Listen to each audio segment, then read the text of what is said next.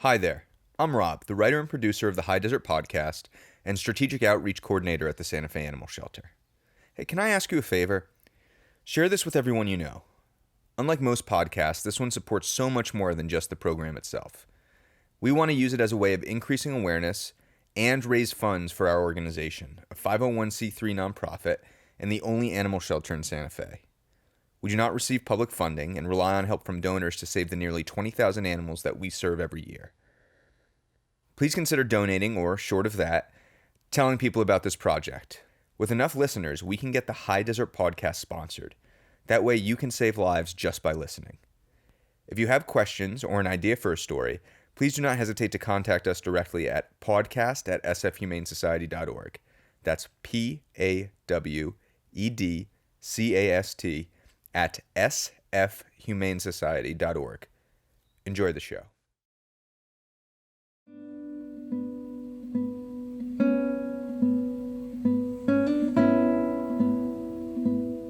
The attack would have been heinous to witness. The kitten was less than a year old, and judging by the injuries he sustained, he was probably tossed around like a toy. The grisly injury to his back leg indicates the predator snatched him as he was trying to get away. Basically, with what we're looking at, it looks like it may be an open fracture. It's difficult to say at this point because we don't really know. We haven't taken a close enough look at it, but if it is an open fracture, which is what we're suspicious of, we may have to amputate his leg. That's typically really the only way to deal with open fractures that are infected. That's okay. That's okay. What's the cat's name? Nation, which I think it should be Nathan. But it's Nation. Nation, like the nation of whatever. The kitten resembles a cat from a children's cartoon. He has disproportionately large paws and slightly longer hair covering his neck that resembles a modest mane. He's tan, the color of coffee with too much milk, and his belly and feet are snow white. He was admitted with information that he was attacked by some sort of canine, probably the neighbor's dog, maybe a coyote. Hold on one second. If it was the neighbor's dog, that means that this kitten has a home somewhere, right? Why is he in our shelter clinic, which is generally used for homeless animals? So basically what that means is, for whatever reason, and in this particular case it was different, but for whatever reason the owner is unable, unwilling, whatever, to take care of the animal anymore, so they turn over custody of the animal to the shelter. Here's Monica Gonzalez, the leader of our admissions team, to explain more. So owner surrenders are always difficult. It's most of the time a case where a family finds itself in issues with finances. They've lost their job, which has led to losing their home. They've had to move in with family members or friends, and because of their family or friends' pets already in the home, they can't take theirs with them. Medical is a huge reason for surrender here with us. So even with the services that we're able to provide through our hospital next door, a lot of folks still can't afford the medical care for their animals. We get in a lot of hit by cars, broken bones, any kind of illness that you can think of.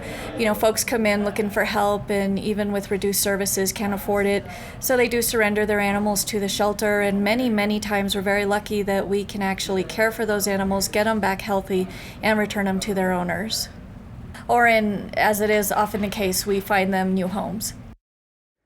This is fairly common. Financial issues are one of the principal reasons guardians surrender pets nationwide. This is only one way in which poverty and animal homelessness intertwine. Statistics from multiple cities around the country show how animal homelessness increased during the recession that began in 2008, while rates of adoptions decreased. Animal homelessness is not caused by the animals themselves or even the families that care for them. It's a human social problem. These surrendered animals are difficult for a lot of shelters to absorb.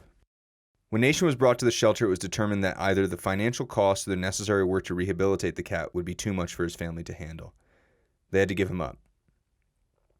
It's a tough decision, and it happens almost every day here and hundreds of times around the country. It also puts some strain on the shelter financially. A lot of nonprofit shelters have to euthanize in these cases. Recovery is not easy for such an injury. Keeping an animal in the clinic for the many weeks it would take for Nation to heal is rarely an option. Far too many animals with serious, immediate health problems come through the clinic doors every day for us to allow for extended convalescence. Our New Hope foster program is a critical part of shelter operations for this reason. Fostering allows animals to experience a new home environment during behavioral or medical rehabilitation. This time, Cindy stepped up. I love animals, and I know there's a lot of animals that are in need of homes, and a lot of animals just need a time in their transition time. They need a space for them to heal or to sort of get over whatever trauma they've been inflicted with. So yeah, giving them time for healing so they can be adoptable and find loving homes. Yeah. Around here, you encounter a lot of folks who seem to have innate nurturing instincts. Cindy certainly seems to fit the bill. After a few weeks with Cindy, Nation comes back in for a checkup.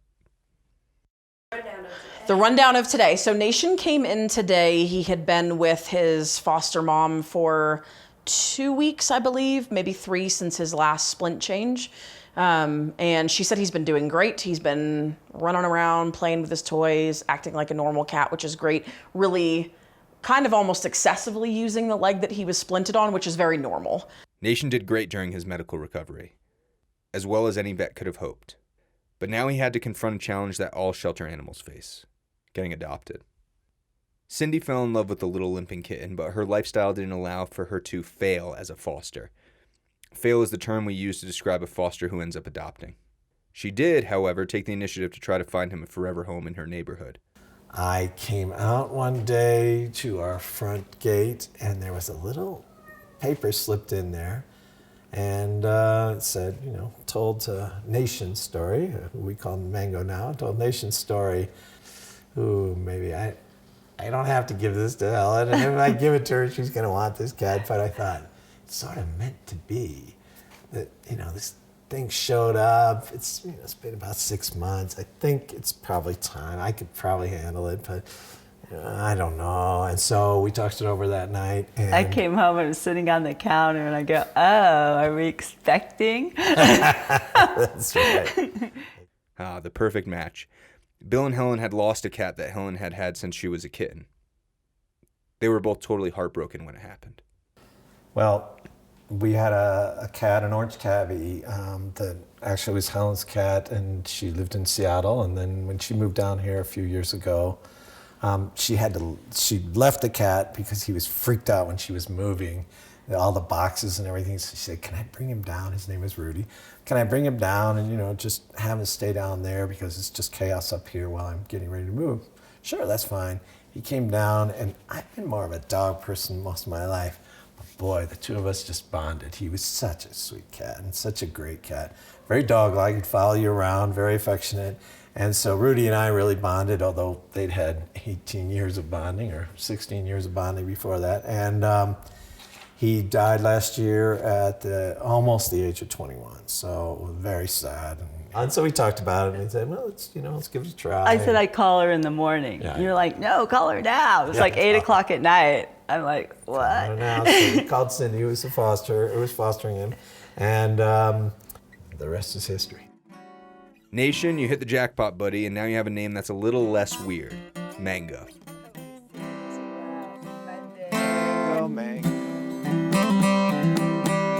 Where is that cat? So there's an Anatole France quotation. Oh my God, you know Anatole France? So there's an Anatole France quotation: "Until one has loved an animal, a part of one's soul remains unawakened." And I think that speaks to it. There's just like this piece of you that comes out, and I was talking spiritually before, that when you connect with an animal, there's something that wakes up, I think, in you, spiritually, personally, emotionally. It's great stuff. Every story here is special, even if perhaps not that unique. Mango's experience here is telling, though. On this podcast and in general, we really like to talk about how great the shelter is. It's a bit of an obsession. But what makes this story so great is a community coming together for a shared purpose: to save a fragile life desperately in need of help. The family who brought Mango in deserves credit. They were aware of the limitations and brought the little guy in promptly, probably saving his leg, maybe his life. Cindy wasn't valuable in helping his recovery and finding him a new home. She's even agreed to watch Mango while Bill and Helen travel. A kitten less than 1 year old bringing neighbors together. Bill and Helen, they couldn't be happier with their new addition. Mango gets a serenade from Bill every night before dinner. A fitting early retirement for such a sweet soul. Where is that cat? Mango, mango, tell us where that cat is at. Never played it.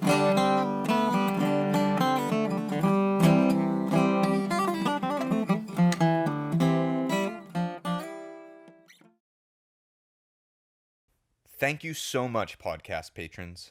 We hope you enjoyed this episode of the High Desert Podcast. If you have any questions, please submit them to podcast@sfhumanesociety.org, and remember to donate at our website, sfhumanesociety.org, or on our Patreon page. Only you can help us keep these animals and this show alive.